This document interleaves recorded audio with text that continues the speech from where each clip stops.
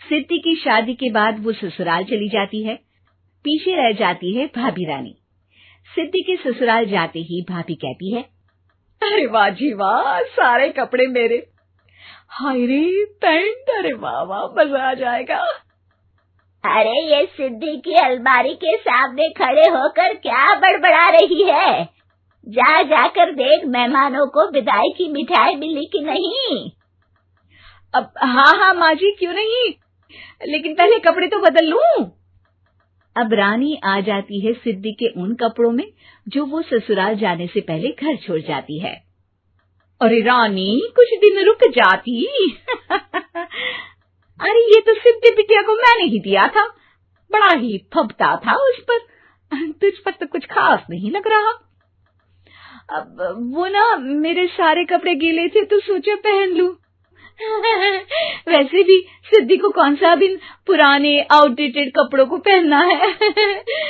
वैसे भी ये सूट तो मैंने तभी पहना था, वैसे खास है भी नहीं ये। हाँ ठीक है, लेकिन ना मेरी सिद्धि पर तो जमता था। सारे मेहमान चले जाते हैं और सिद्धि ससुराल से मायके पहली बार आती है। अपना घर, अपना कमरा, अपनी अलमारी। ये बोलकर जैसे ही सिद्धि अलमारी खोलती है तो सामने उसके कपड़ों की जगह कुछ और ही रखा होता है। माँ, ओ माँ, जरा कमरे में तो आना। सास और रानी वहां पहुंच जाते हैं। रानी ने पहनी होती है सिद्धि की जींस और टी शर्ट। अरे भाभी, ये क्या? ये तो मेरी बड़ी ही महंगी टी शर्ट है, इसे आपने घर में क्यों पहनी है? अरे बहुत मिलती है दीदी ये चौक की मार्केट में, 150 में। ओ भाभी प्लीज, ये एरोपोस्टल है, 2000 की एक टी शर्ट। ओह, 2000 में तो दीदी 4 साड़ी आ जाए। अब क्या बोलूं? भाभी, ये मेरी अलमारी में छोटू के कपड़े, तो मेरे कपड़े कहाँ हैं? मेरी अलमारी में? अब दीदी आपको कौन से पुराने कपड़े पहनने थे? माना भाभी, लेकिन मैं जब घर आती तो यही सब पहनती ना। अरे तुम तो बड़ी कंजूस हो दीदी। खैर, वक्त आता है जब सिद्धि ससुराल के लिए रवाना हो रही होती है। अरे रानी, अंदर से सिद्धि का गिफ्ट ले आ, लड़की पहली बार ससुराल से मायके आई है। रानी अंदर जाती है और एक सिंपल सी साड़ी लेकर बाहर आ जाती है। ये लीजिए माँ जी। सास बेटी को गिफ्ट देकर ससुराल भेजती है। अगले दिन रानी एक सुंदर सी साड़ी पहनकर सामने आती है।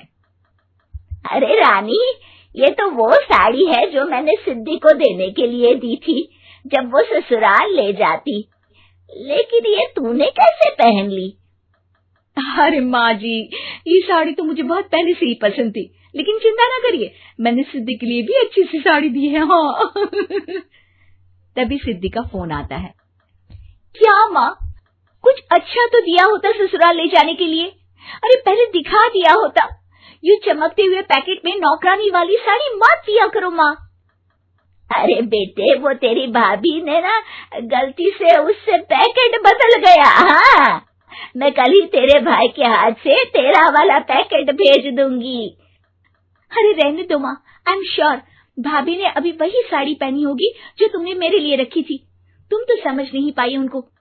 खैर छोड़ो, मैं ज्यादा बोलती अच्छी नहीं लगती, रहने दो, आपको उन्हीं के साथ रहना है, फिर बात करेंगे। सास को रानी पर गुस्सा आ जाता है। वो उसके कमरे में जाती है जहाँ वो शादी का एल्बम देख रही होती है। रानी, मार्केट जाकर एक ऐसी ही साड़ी लेकर आ, कल प्रतीक जाकर सिद्धि के घर दे आएगा। अरे क्यों माँ जी, कितनी साड़ी देनी है दीदी को? यहाँ कोई सेल लगी है क्या? अरे चुप कर, मेरे बेटी के हिस्से की साड़ी खुद पहन ली, अब ज्यादा ज्ञान बांट रही है। एक दिन सिद्धि का फोन आता है। माँ, मेरी सास ने आप सबको खाने पर बुलाया है।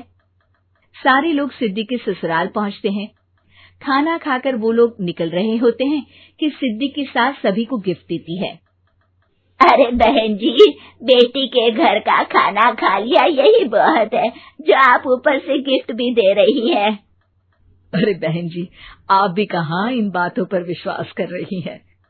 सास सभी को गिफ्ट देती है, लेकिन रानी को जो साड़ी देती है वो अजीब सी हरे रंग की लाल रंग के बड़ी छाप वाली होती है।